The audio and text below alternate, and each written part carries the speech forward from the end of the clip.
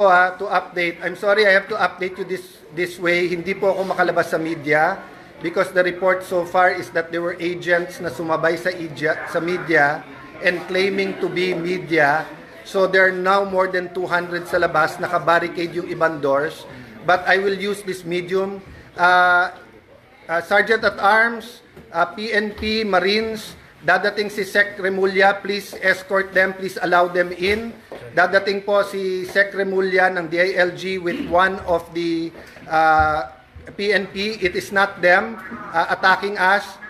Allow them in. Isa-secure daw ang building at tayo. But I just want everyone to know, ito pong grupo na nandito, we're not going to leave each other. We're not going to leave Senator Bato. May agreement na.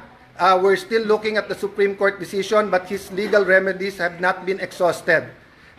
Sabi ng Supreme Court, binibigyan ng 3 days to comment. So we are relying on the law, relying on the Constitution, we are relying on the word of the NBI na hindi papasukin ang Senate na walang coordination. But again, nagkaputukan na po dito. We cannot let this pass. So, Osaa, I'm trying to call you. Papasukin niyo po si Secretary Remulla. He's here to help.